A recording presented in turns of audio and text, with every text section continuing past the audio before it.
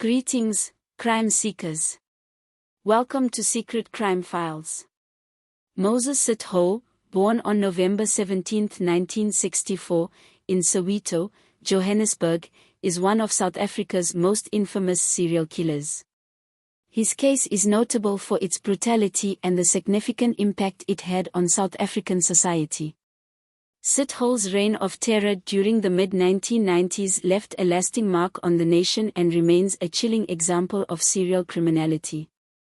Moses Sithole grew up in a challenging environment marked by poverty, violence, and instability. His early life was characterized by hardship, which included a lack of resources and exposure to crime and violence in his community. These factors contributed to the development of his criminal behavior. From a young age, Sithole became involved in petty crimes. His background and experiences influenced his later actions, setting the stage for his more heinous crimes. Despite the difficulties he faced, there was no indication that his early life was atypical for many individuals in similar circumstances. However, the extent of his criminality became alarmingly extreme. Moses Sithole's criminal activities began to gain national attention in 1994, when he embarked on a horrifying spree of violence that would last until 1995. Over this period, he was responsible for the murders of at least 38 people, making him one of South Africa's most notorious serial killers. Sithole's approach was both cunning and brutal. He targeted young women and children, often luring them with promises of employment or other deceptive tactics. His victims were typically from impoverished backgrounds, which he exploited to gain their trust. Once his victims were isolated, Sithole would commit heinous acts of violence, including rape and murder. The brutality of his crimes was compounded by the mutilation of some victims, a grim detail that intensified the public's fear and the investigation's complexity. Sithole's criminal activities were marked by a specific pattern. He frequently killed in isolated or semi-urban areas, which made it difficult for authorities to immediately link the crimes. The nature of the killings and the random selection of victims created widespread panic and dread in the communities affected. The investigation into Sithole's crimes was extensive and involved multiple law enforcement agencies. The authorities faced numerous challenges in solving the case, but key breakthroughs eventually led to Sithole's capture. Advances in forensic science and witness testimonies played a crucial role in linking Sithole to the murders. Law enforcement utilized forensic evidence, such as DNA and fingerprint analysis, to connect the crimes and establish a pattern. Witnesses who had seen Sithole in the vicinity of the crime scenes provided critical information.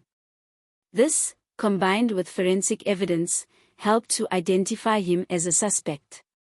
In November 1995, Moses Sithole was arrested after a comprehensive investigation. The arrest came as a significant relief to a nation plagued by fear and uncertainty. His capture marked the end of a particularly dark chapter in South Africa's history. The trial of Moses Sithole was one of the most high-profile legal proceedings in South Africa.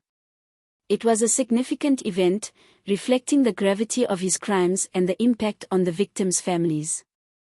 Sithole faced 38 counts of murder, as well as charges of rape and other violent crimes. The evidence against him was overwhelming. Forensic reports, witness testimonies, and his own confessions provided a detailed and damning account of his crimes.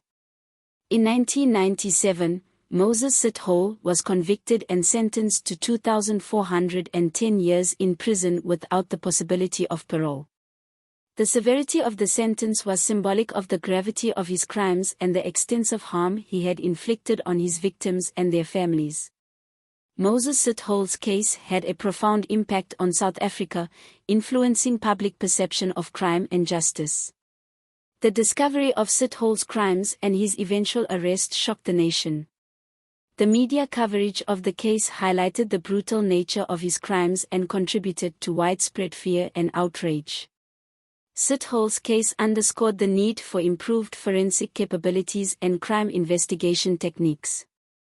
The investigation and eventual capture of Sithole prompted reforms in how serial crimes are handled, including advancements in forensic science and investigative procedures. Sithole's name became synonymous with extreme criminality in South Africa. His case has been the subject of numerous discussions, documentaries, and studies. It serves as a stark reminder of the potential for human brutality and the importance of effective law enforcement and criminal justice systems. The case also highlighted the need for better support systems for victims and their families. The trauma experienced by the families of Sithole's victims was profound, and the case brought attention to the broader issues of crime and violence in South Africa. Moses Sithole remains a notorious figure in South Africa's criminal history. His reign of terror and the subsequent investigation and trial represent a significant chapter in the country's struggle with crime and justice. The case serves as both a grim reminder of the potential for extreme violence and a testament to the resilience and effectiveness of the criminal justice system in addressing such heinous acts.